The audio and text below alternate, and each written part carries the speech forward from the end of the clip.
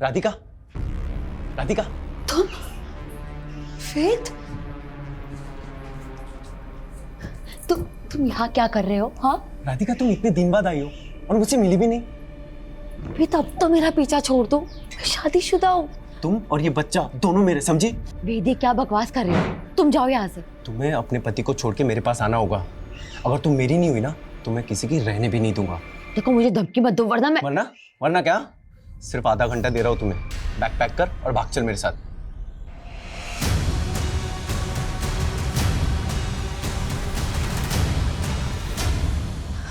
भाभी प्लीज, किसी को कुछ मत बताना, रिक्वेस्ट प्लीज।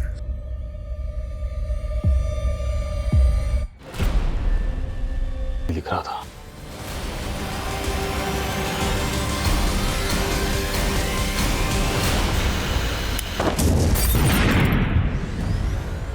हमारी एक गलती से 9 लोगों ने अपनी जान गंवा दी। एक फूल की इतनी बड़ी सजा, और इस फूल ने हमारी वर्दी पर एक ऐसा दाग लगा दिया जो कभी नहीं मिट पाएगा।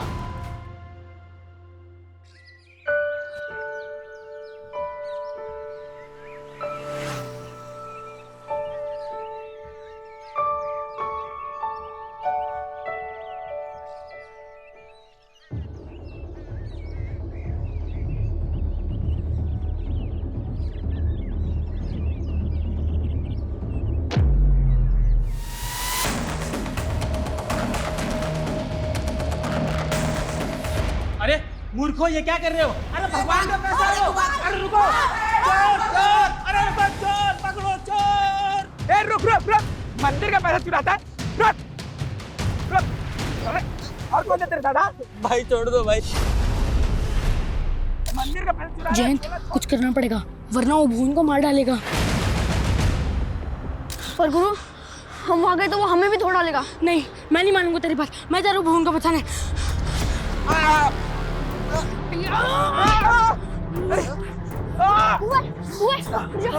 उठ जा।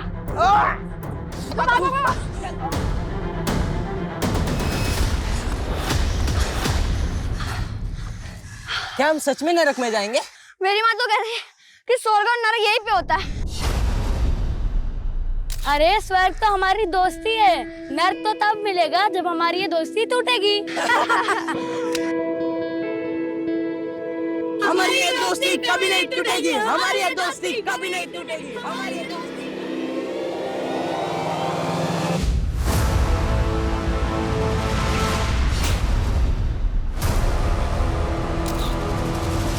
दोस्ती नहीं बची तो अब दोस्त भी नहीं बचेंगे। जयंत और गुरु को अगर मुझसे कोई बचा सकता है तो वो है सिर्फ उनकी मौत।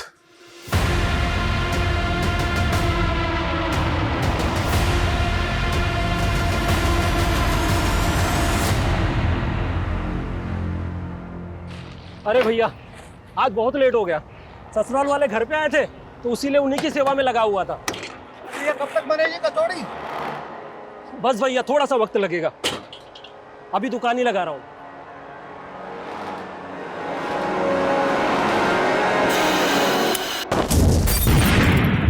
ये धमाका किसी गैस सिलेंडर के फटने से हुआ है, लेकिन अब सामने आ रहा है कि ये धमाके के पीछे किसी आतंकवादी संगठन का हाथ भी हो सकता है। सरकार ने आश्वस्त किया है कि एटीएस पूरी गंभीरता से इस मामले की जांच करेगी। देखिए, हम जनता से अपील करना चाहते हैं कि वो पैनिक ना हो। हम जल्द से जल्द आरोपियों को पकड़ने की कोशिश करेंगे। राधिका बेटा, टीवी क्यों बंद कर दिया? पापा, नाना बनने वाले हो आप। ऐसी खबरें सुन के ना मेरा बच्चा डर रहा है। अच्छा, तो ये टीवी हमारे नाती ने बंद करवाया है। हाँ, तो समझ जाओ इशारा कि आगे आगे इस घर में हमारे नाती का राज चलने वाला है। बिल्कुल। वैसे नातिन भी तो हो सकती है ना? अरे भाई, राम जाने वो तो है, दोनों का ही वेलकम है यहाँ। अरे हाँ, तुमने दामाद जी से फोन पे बात कर ली ना कि भाई डिलीवरी के वक्त उन्हें फुर्सत मिल जाएगी काम से या नहीं? हाँ पापा, उन्हें तो बेसब्री से इस बच्चे का इंतजार है। वो तो हमें भी है। हाँ? नमस्ते चाचा जी। नमस्ते दीक्षा बेटी। ये लीजिए चाचा जी, आपके लिए स्पेशल करेले की चटनी। आपकी डायबिटीज में बहुत फायदा करेगी। भाभी, आप कितना सोचते हो पापा के लिए। हाँ, भाई कहीं तेरा ससुर बुरा ना मान जाए जो तुम हमारी इतनी सेवा करती रहती हो। मेरे ससुर आपके बचपन के दोस्त है चाचा जी, तो इस लिहाज से मैं आपकी भी तो बहू हुई ना। लेकिन वक्त के साथ बहुत कुछ बदल गया बेटा। तेरा ससुर जयंत तो अब भी मेरे नजदीक है, लेकिन वो भुवन। चिंता मत कीजिए चाचा जी, मेरी भी इच्छा है कि आप तीन लोग फिर से एक साथ हो जाएं पहले की तरह। अब अच्छा चाचा जी, आपको याद है ना कि कल आप तीनों की जमीन में पानी भराई शुरू करनी और पूजा भी है। हाँ बेटा।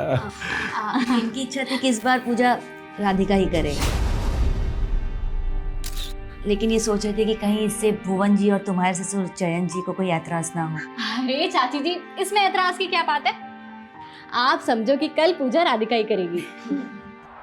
तू होती कौन है डिसाइड करने वाली कि पूजा कौन करेगा?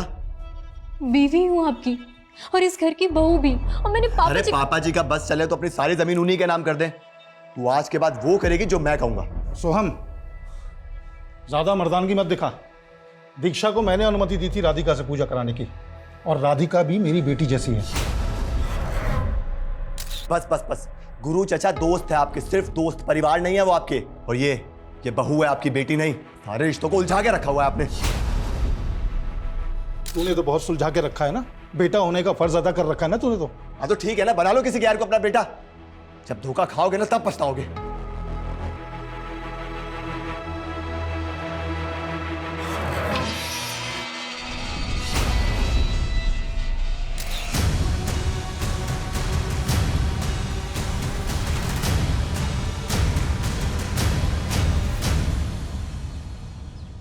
जयंत, भुवन से बात हुई क्या? आ रहा है वो? आपका न्योता भेजेंगे उसको यार, छोड़ उसको, दारू पी के पड़ा हुआ कहीं पे।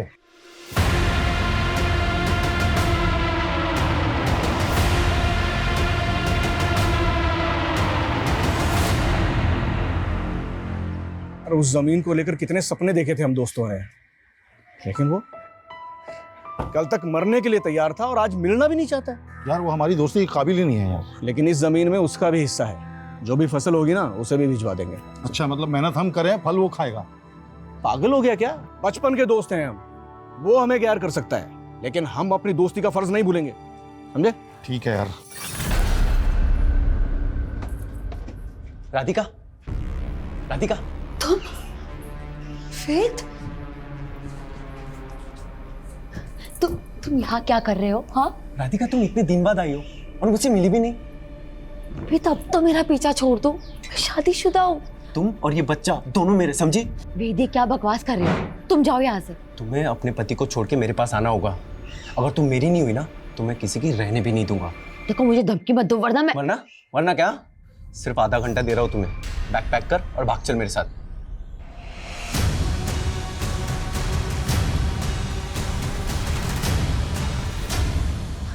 भाभी प्लीज, किसी को कुछ मत बताना, रिक्वेस्ट प्लीज।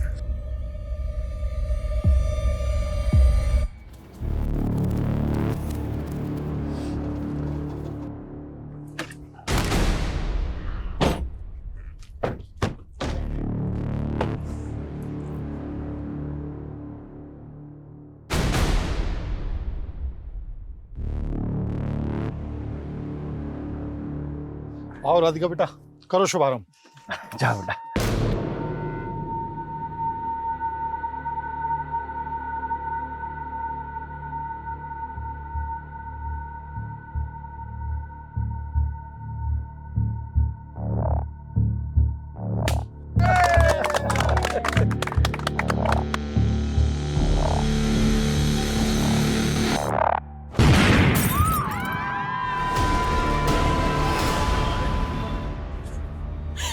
संभालिए चाची। दीक्षा, ये सब कैसे हो गया दीक्षा?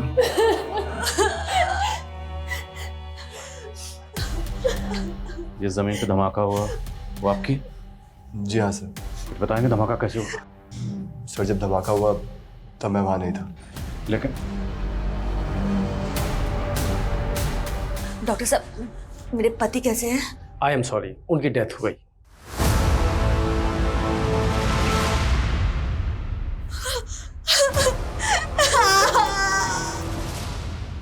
सर इस हादसे में 4 लोगों की जान चली गई। और सर मेरे पापा? वो काफी सीरियस है, हमें उनका पैर काटना पड़ा।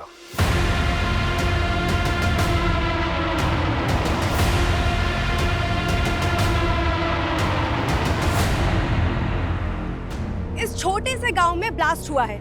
इस ब्लास्ट में 4 लोगों की मौत और एक व्यक्ति गंभीर रूप से घायल है। धमाके की वजह अब तक पता नहीं चल पाई है। सर आप इस बारे में क्या कहना चाहते हैं? मैम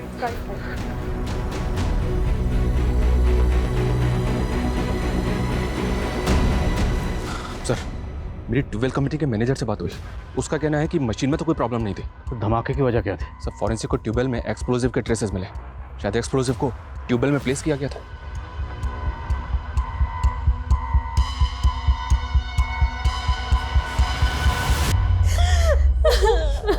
दोस्ती नहीं बची तो अब दोस्त भी नहीं बचेंगे। जयंत और गुरु को अगर मुझसे कोई बचा सकता है तो वो है सिर्फ उनकी मौत। मेरा पूरा परिवार तबाह हो गया।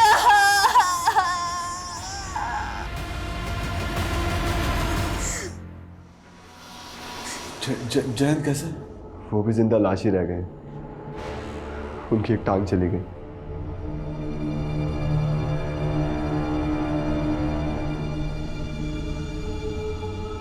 हम तीनों मिलके ना एक बड़ी सी जमीन खरीद लेंगे और उस पे हम खेती करेंगे और हम तीनों भाइयों की तरह हमेशा एक साथ रहेंगे।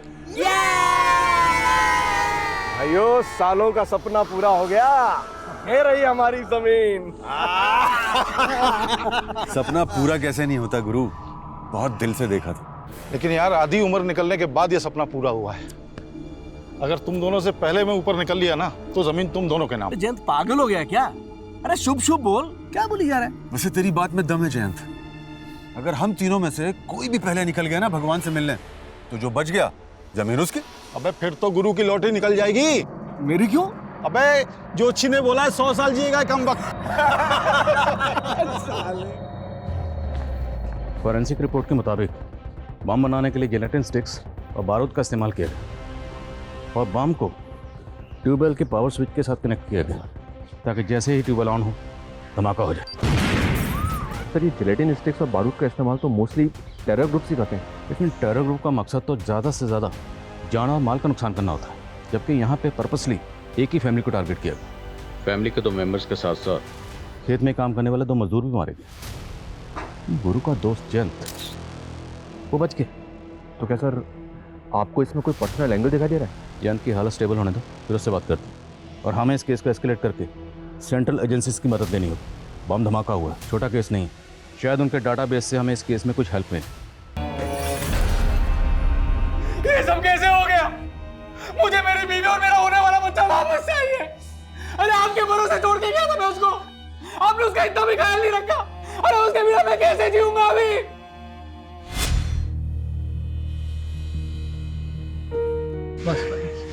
अच्छा हुआ नीरज जी आप इसको यहाँ लेकर आ गए। अब आपको तो फुर्सत होती है नहीं, डिलीवरी देके हमारे साथ ही रहेगी, हम इसका ख्याल रखेंगे।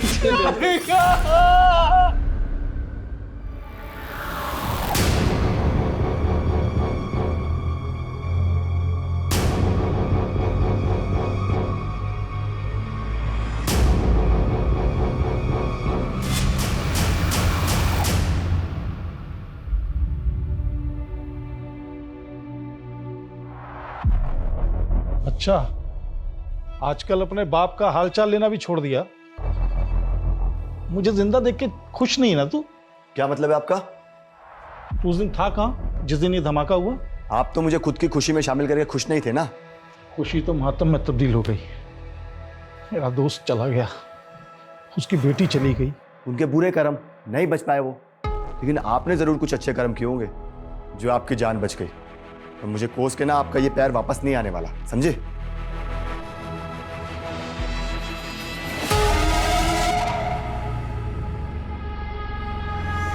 ये लीजिए पापा जी, आपकी दवाई का समय हो गया।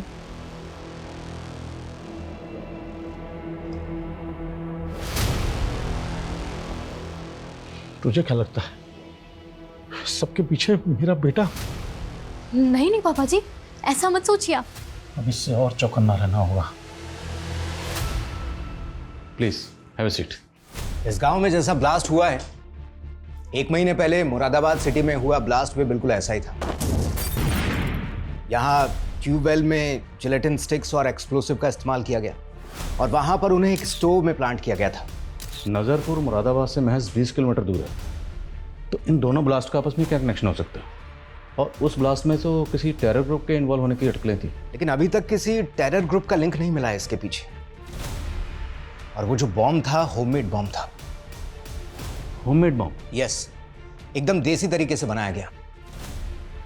तो क्या ये मुमकिन है कि ये दोनों बॉम्ब बनाने वाला शख्स कोई एक ही हो? हमारे इन्फॉर्मर्स के टिप पर हमने ऐसे कई ठिकानों पर रेड मारी जो एंटी सोशल ग्रुप द्वारा ऑपरेट किए जा रहे थे, लेकिन कोई ब्रेक थ्रू नहीं मिला। हमारे लिए सबसे बड़ा सवाल ये है कि ये जिलेटिन स्टिक्स और डिटोनेटर उस अननोन बॉम्ब मेकर तक पहुंच कैसे रहा था। जिलेटिन स्टिक्स मोस्टली माइंस में ब्लास्ट के लिए इस्तेमाल होती हैं, तो हो सकता है वहां से किसी ने। लेकिन इंटेलिजेंस तो माइंस ब्लास्टिंग के ठेके लेने वाली हर कंपनी पर कड़ी नजर रखती है। उन्हें जो जिलेटिन स्टॉक्स अलॉट होता है वहां से तो एक भी बॉक्स का इधर उधर होना इम्पॉसिबल है। हमने पर्सनल लेवल पर भी इस केस को इन्वेस्टिगेट किया, सारे इंजर्ड और डेड लोगों से कनेक्टेड लोगों के बैकग्राउंड्स चेक किए, लेकिन कहीं से कोई क्लू नहीं मिला।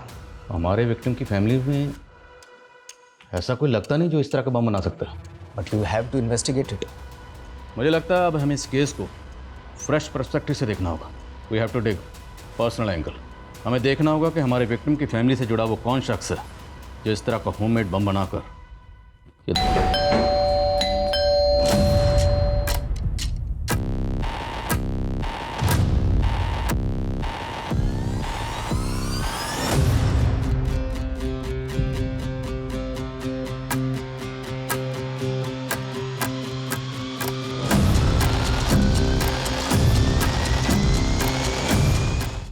पहले कुछ खाना ऑर्डर कर लें। बिरयानी ऑर्डर कर दे, भूख लगी है। ये लो। और मैंने सोचा तुम्हें मेरी भूख है। क्यों, तुझे मेरी आग नहीं लगती? अपने दुश्मनों की चिता को ठंडा करके आ गए मेरी चौखट पर आग जलाने। तेरे बिना तो मैं बुझा हुआ कोयला हूँ सुंदरी। जब तक तेरी चिंगारी नहीं लगती ना, मुझ में आग नहीं लगती। क्यों, तुम्हारे दोस्त तुम पर जान नहीं पुकते थे? उनकी यादों में भी तो जल रहे हो तुम। भुवन सुन तो सही मेरी बात। निकल जा, निकल जा यहाँ से। भुवन, समझूंगा हमारे घर से हमारी दोस्ती की अर्थी उड़ गई। भले ही मैं तेरे लिए मर गया हूं, लेकिन मेरे दिल में तू हमेशा जिंदा रहेगा और मेरे घर की चौखट हमेशा तेरा इंतजार कर। निकल जा यहाँ से। क्या हुआ, बाबू नाराज हो गया? अपनी नफरत को हटा दो और मेरे बन जाओ। मैं तुम्हें हर मुसीबत से बचा लूंगी। ज्ञान जी, क्या लगता है आपको कौन हो सकता है जिसने आपके दोस्त गुरु और उनकी बेटी राधिका के साथ साथ आपकी भी जान लेने की कोशिश की? मैं पता लगा रहा हूँ सर। मतलब आपको किसी पर शक है? फिलहाल तो मुझे ऐसा कुछ नहीं लग रहा है, कुछ होगा तो बताऊंगा आपको मैं। सर मुझे लगता है ये जयंत को छुपा रहा है। तो ये वाकई जानता होगा कि धमाके के पीछे किसका हाथ है। जयंत तो इसकी फैमिली के बारे में पता करो, तब तक हम गुरु की बीवी और राधिका के पति से मिलते हैं।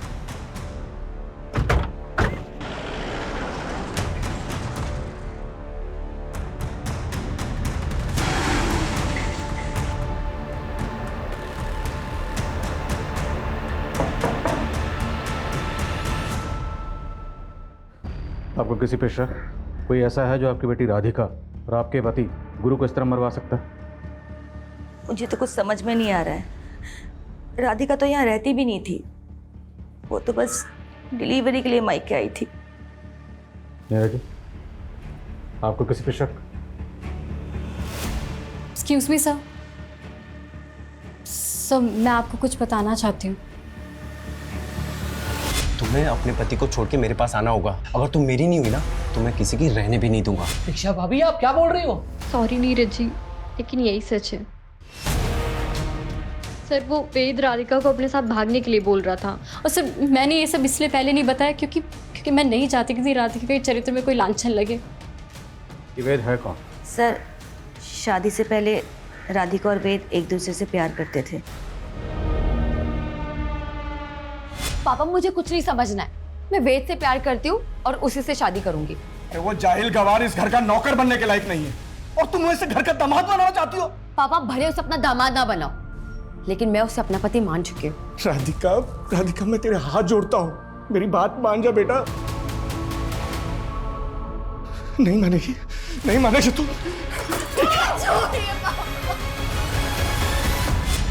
इसके बाद राधिका वेद को भूल गई थी। नीरज जी, आपकी और राधिका की शादी को कितना वक्त हुआ? 7-8 महीने सर। तो इन 7-8 महीनों में राधिका ने कभी अपने पास्ट के बारे में आपको कुछ नहीं बताया? नहीं सर। ये वेद रहता कहाँ?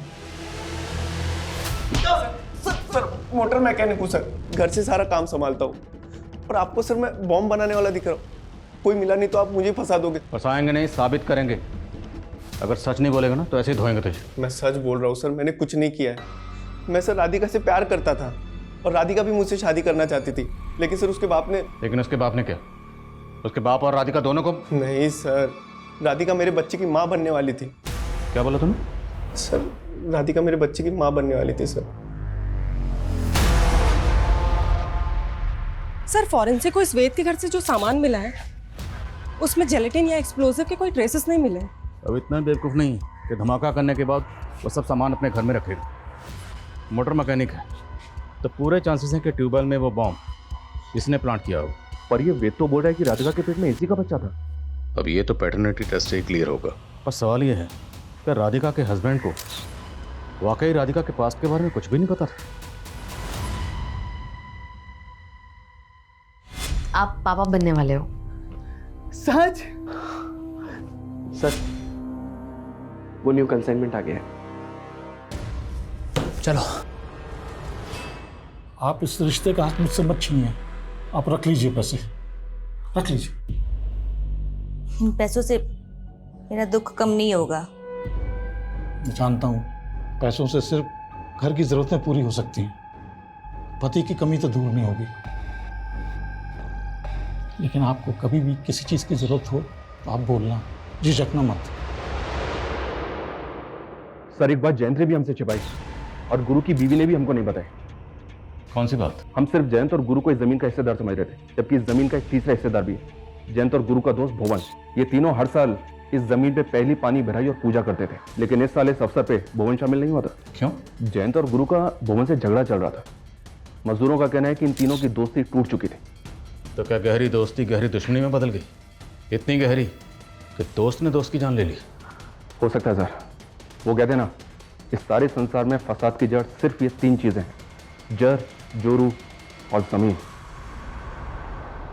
अगर हम तीनों में से कोई भी पहले निकल गया ना भगवान से मिलने, तो जो बच गया जमीन उसकी। हम आप लोगों से ये जानना चाहते हैं कि पानी भराई और पूजा की परंपरा में अचानक बदलाव क्यों और कैसे किया गया?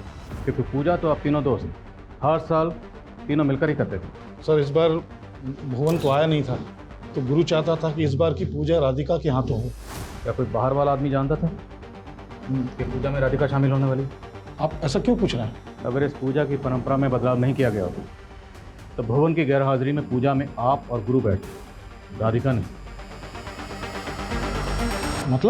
मतलब ये कि टारगेट आप और गुरु दोनों हो सकते हैं। अब ये बताइए वो कौन हो सकता है जो दोनों जमीन मालिकों को मारना चाहता था? भुवन पे तो शक नहीं है आपको? तो आप बताइए, अगर भुवन ऐसा कर सकता है तो ऐसा क्यों करेगा? क्योंकि सर हमारी सालों की दोस्ती एक बहुत बुरे मोड़ पे आके टूटी थी। जैन, अरे भुवन को तुझसे कुछ बात करनी है। अरे तो तू बिचौलिया क्यों बन रहा है? वो बोलेगा ना। यार हमारी दोस्ती का रिश्तेदारी में नहीं बदल सकती। मैं चाहता हूँ यार सोहम और मीनाक्षी की शादी हो जाए। अरे यार तूने मेरे मन की बात छीन ली यार। और सोहम और मीनाक्षी तो बचपन के दोस्त हैं। ये हुई ना बात। जयंत, तुझे मालूम है ना मीनाक्षी थोड़ा हकलाती भी है। अरे नहीं बेटा, तो हमारी बहू नहीं हो, बेटी हो। खुश रहो। हाँ जयंत, सोहम और मीनाक्षी की जोड़ी बहुत अच्छी लगेगी। बेटा।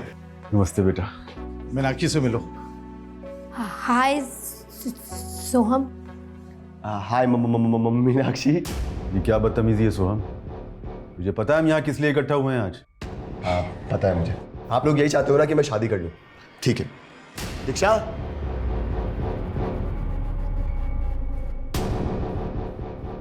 आओ ना। और ये है दीक्षा, और ये सिर्फ मेरी गर्लफ्रेंड नहीं है, बल्कि हम लोगों ने कोर्ट मैरिज कर लिया। So now she is my wife. और हाँ, एक बात और, ये मीनाक्षी की तरह हथलाती भी नहीं है। हाँ। बदतमीज। सॉरी मीनाक्षी। सोहम ने हमेशा मेरा सिर झुकवाया सर। तो आपकी अपने बेटे से भी नहीं बनती थी? क्या बताऊं सर, एक गलतफहमी उसके मन में घर करके बैठी थी। कैसी गलतफहमी? सर, मेरी बीवी ने सुसाइड कर लिया था। उस समय सोहम बहुत छोटा था और मेरी बीवी डिप्रेशन में रहती थी, इसलिए उसने ऐसा सब कुछ किया। लेकिन सोहम को लगता था कि उसने मेरी वजह से सुसाइड कर लिया। गुरु से क्या प्रॉब्लम थी भुवन को? सर यही कि उसने रिश्ता करने के लिए बोला था। फिर तो सोहम की सजा जयंत को क्यों दे रहा है? तूने देखा ना सोहम ने किस तरह मजाक उड़ाया मेरी बेटी का। और मीनाक्षी उसे बचपन से चाहती थी, और तू कहीं और देखेंगे। क्या कर सकते हैं आप? उसने शादी कर ली है और फिर मीनाक्षी बेटा आना इधर। बेटा सुन तो सही, हम क्या रहे।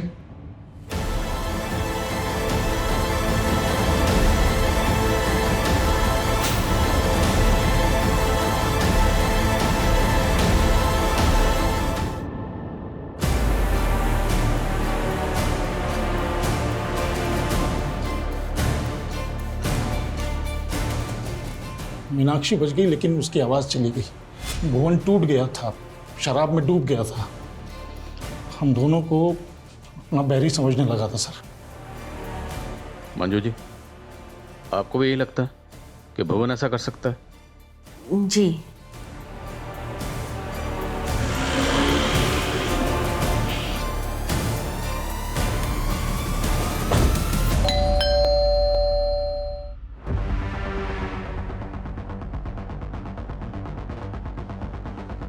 भुवन कहाँ है?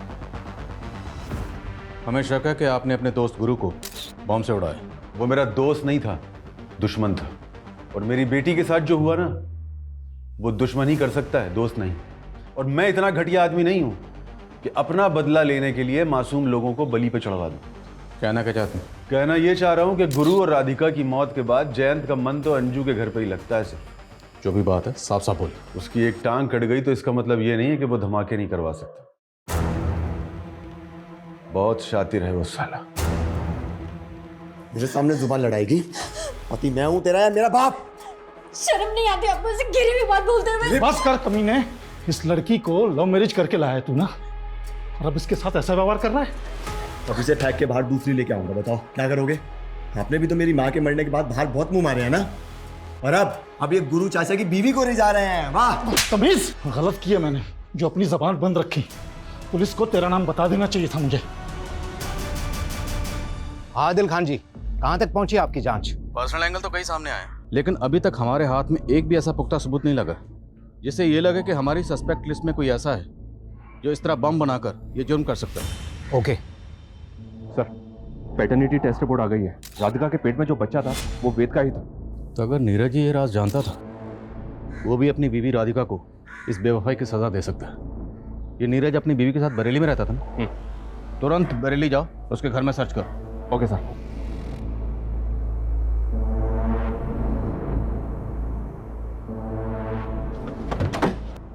पूरा घर अच्छी तरह से सर्च करो। सर। अरे कहाँ जा रहे हो आप लोग? सर बात क्या है? तेरी बीवी के पेट में जो बच्चा था वो वेद का था, और तू कह रहा है कि तुझे मालूम नहीं था अपनी बीवी के अफेयर के बारे में? अरे नहीं मालूम था मुझे कि राधिका का किसी के साथ अफेयर चल रहा था। और अगर मालूम भी होता तो क्या मैं उसका जाके खून कर देता, वो भी इस तरह से? घर में कुछ नहीं मिला फिर भी हम इसे क्लीन चिट नहीं दे सकते। लॉजिस्टिक का बिजनेस है इसका, और बरेली में एक वेयर हाउस भी है। खबरियों को बोलो कि इस पे नजर रखें। हो सकता है कि लॉजिस्टिक के बिजनेस की आड़ में इसका किसी एंटी सोशल ग्रुप से कनेक्शन हो।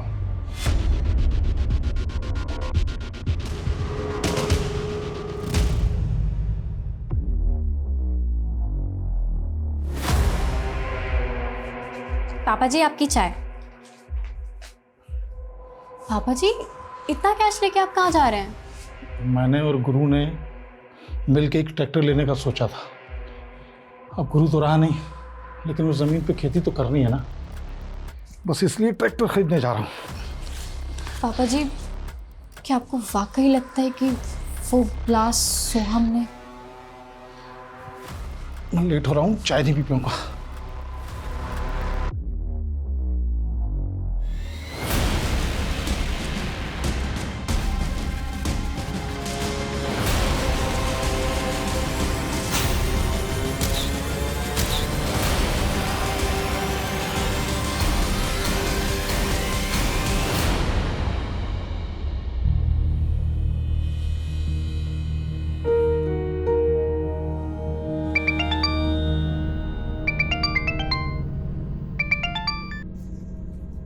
अंजू भाभी कहाँ हैं आप? देखिए, मैं वहाँ आके लोगों की नज़र में नहीं आना चाहती। वैसे भी आपका बेटा आपको और मुझे लेकर शक करता है। बेहतर है कि हम ना ही मिले। मैं आपकी दुविधा समझ सकता हूँ।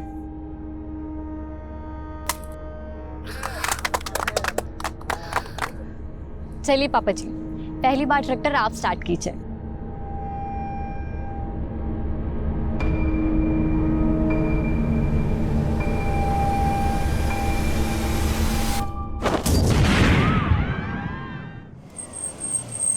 हटो हटो, लोग जिंदा, एम्बुलेंस बुलाओ तुरंत। Yes papa. सर, ऐसा लग रहा है इस बार बॉम्ब ट्रैक्टर में प्लांट किया गया था। एक विटनेस के मुताबिक ट्रैक्टर स्टार्ट करते ही ब्लास्ट हो गया। मुरादाबाद में स्टोव में ब्लास्ट हुआ और यहाँ पे पहले ट्यूबवेल में, ट्रैक्टर में ब्लास्ट। शर्मा, आखिर ये कौन है जो इस तरह बम ब्लास्ट करके एक के बाद एक धमाका कर रहा है? तुमने मार डाला पापा जी को।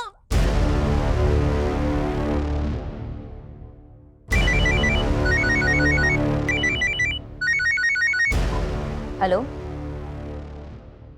क्या ब्लास्ट हो गया? कुछ ही हफ्तों के अंदर ये तीसरा ब्लास्ट हुआ है और पुलिस सिर्फ तीनों ब्लास्ट में मरने वाले लोगों की आपसी रंजिश में उलझी हुई है। क्या उन्हें नहीं लगता इसके पीछे कोई और बड़ी साजिश? मैं कम सर। कम सर, हमें सोहम पे ट्यूबवेल वाले ब्लास्ट के दौरान भी शक था और इस बार तो इसकी बीवी भी। लेकिन शर्मा, क्या सोहम इस तरह का बम बनाने में शामिल हो सकता है? मत भूलो, फॉरेंसिक के मुताबिक ये बम लो इंटेंसिटी का था, लेकिन इस बम में भी गिलेटिन स्टिक इस्तेमाल हुई और जिस तरह से ये बम ट्रैक्टर में प्लांट किया गया, ये किसी एक्सपर्ट का काम है। हम और अंधेरे में तीर नहीं चला सकते। ये मीडिया वाले पहले हमारी धज्जियां उड़ा रहे हैं कि हमारी तहकीकात गलत डायरेक्शन में जा रही है। तो सर हमें क्या करना चाहिए, क्योंकि एटीएस को भी फिलहाल ऐसा कोई क्लू नहीं मिला है जो हमें हेल्प करे। अभी तक हम नज़रपुर में जो ब्लास्ट हुए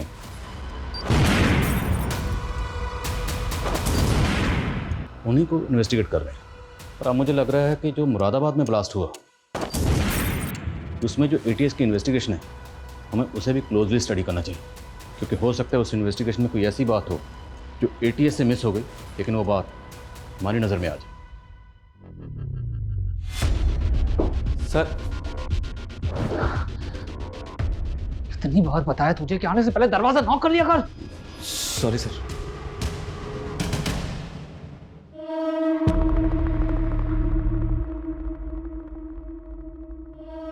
तुम अपनी नफरत को भुला दो, मैं तुम्हें हर मुसीबत से बचा लूंगी। सर, एक बात हमसे कंप्लीटली मिस हो गई। भुवन का फोन 18 तारीख को मुरादाबाद में एक्टिव था और 18 तारीख को ही मुरादाबाद सिटी में ब्लास्ट हुआ था। ये भुवन मुरादाबाद में जाता कहाँ? सर वो तो पता नहीं, लेकिन ये अक्सर मुरादाबाद जाता रहता है और ये जब जब मुरादाबाद गया है इसका फ़ोन उस लोकेशन पे भी एक्टिव रहता था जहाँ जहाँ ब्लास्ट हुआ था। हो सकता है ये वहाँ रेकी करने जाता हो। सर, मुरादाबाद तो रोज़ हज़ारों लोग आते जाते हैं। मैं मुरादाबाद गया और मैंने बम ब्लास्ट कर दिया। तो ये बता कि मुरादाबाद में जाता कहाँ? सुंदरी के यहाँ गया था। कौन सुंदरी? प्रोस्टिट्यूट है सर।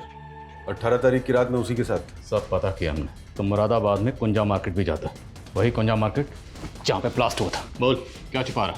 सर, मैं तो उस मार्केट में कचौड़ी खाने जाता हूँ गांव लौटने से पहले। करेक्ट, कचौड़ी खाने वाले के गैस स्टोव में ब्लास्ट हुआ 18 तारीख को। बोल। सर, वही तो मैं कह रहा हूँ, उस दिन मैं उस मार्केट में गया ही नहीं। सुंदरी के घर से निकला और सीधा अपने गाँव वापस चला गया। शायद मेरी किस्मत अच्छी थी। उस दिन अगर उस मार्केट में गया होता तो बम ब्लास्ट में मैं भी मारा गया होता। तू कहना क्या चाहता है? कोई ऐसा है जो तुझे मारना चाहता है? मुझे कौन मारेगा सर? तुम लोग 3 दोस्त हैं, तू, भुवन और गुरु। गुरु मारा गया ट्यूबवेल ब्लास्ट में और जयंत मारा गया ट्रैक्टर ब्लास्ट में। तो तीनों दोस्तों में से बचा कौन? तू। और ब्लास्ट कहाँ पे हुआ? कुंजा मार्केट। वही कुंजा मार्केट जहाँ तू अक्सर जाता है। शायद कोई ऐसा है जो ये जानता है कि तू जब भी मुरादाबाद आता है तो कुंजा मार्केट ज़रूर जानता है, इसीलिए ब्लास्ट कुंजा मार्केट में किया गया। जहन पे जोर डाल और बता कि वो शख्स कौन है। सर, ये बात तो सिर्फ सुंदरी जानती है।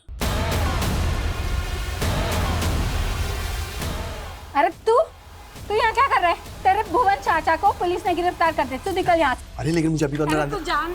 अरे सर लो, मैंने पकड़ लिया इसको। अरे सर मैंने पकड़ लिया इसको। इसको भी लेके चलो। अरे मुझे क्यों लेके जा रहे हो? मैंने क्या किया? अरे साहब मेरा काम है धंधा करना। अब चाचा हो या भतीजा मुझे क्या फर्क पड़ता है? और इन दोस्तों को मार के मुझे क्या मिलेगा? सर मेरा कोई लेना देना नहीं है धमाकों से। अगर कुछ भी छुपाया ना और हमें पता चला तो उधेड़ेंगे तुझे। और छुपाने को बचा ही क्या है, सब कुछ तो सामने खुल गया है।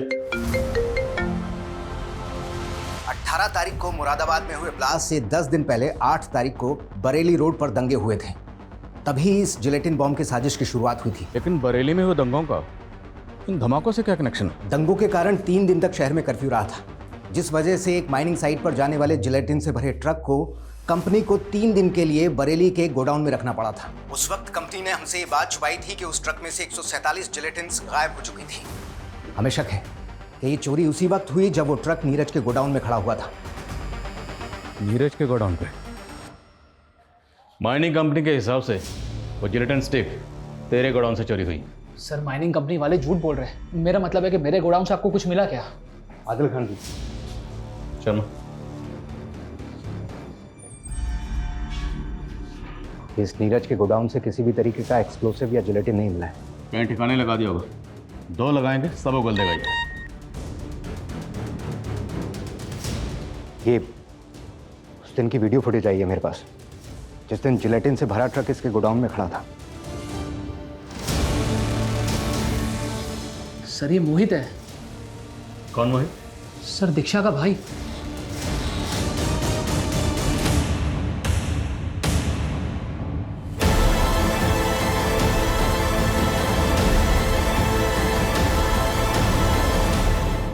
कौन सोच सकता है ये मासूम से दिखने वाले भोले वाले चेहरे किसी की जान भी ले सकते हैं। सर वो तीनों इंसान नहीं, जानवर थे, जानवर। सर उन तीनों ने मिलकर हमारी माँ का रेप किया था। हमारी माँ का रेप?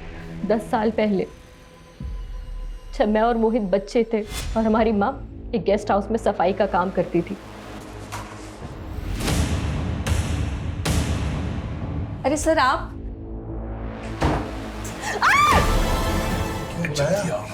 अरे हुआ क्या है बता दो। अरे देखो ना, पागल हो गया। मैंने तो मजे ले लिए, तुम भी मजे ले लो। अब तू क्या सोच रहा है? सच्चा दोस्त वो होता है ना जो हर बुरे काम में और अच्छे काम में दोस्त का साथ दे। अरे चल जाना, क्या सोच रहा है? चल।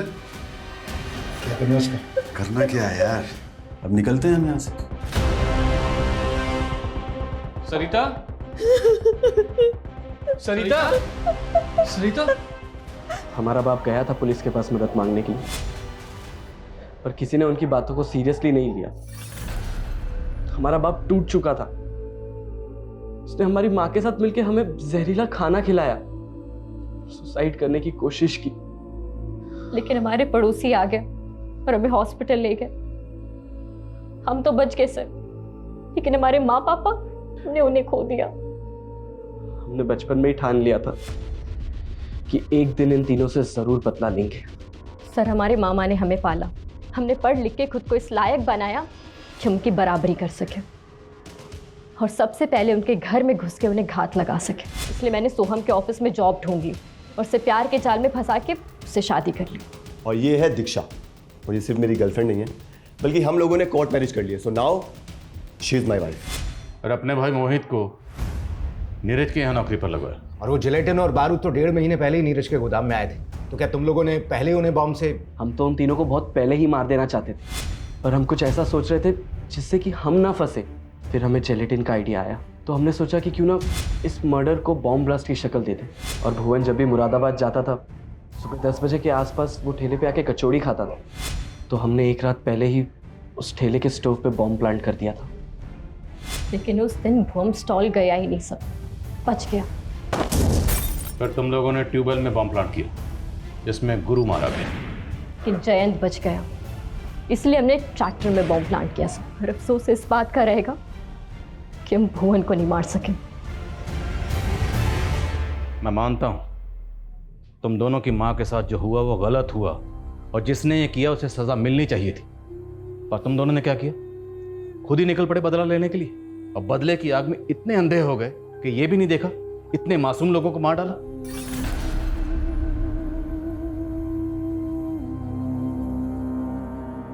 ये कोई भूल नहीं थी, बल्कि बहुत बड़ी गलती हुई थी हमारे पुलिस डिपार्टमेंट से। अगर उन लोगों ने दीक्षा की मां सरिता के रेप केस को सीरियसली लिया होता और उसके गुनहगार भुवन, जयंत और गुरु को पकड़ लिया होता तो दीक्षा और मोहित ये बदले का खूनी खेल ना खेलते और इतने मासूम लोगों की जान यूं ही ना जाती।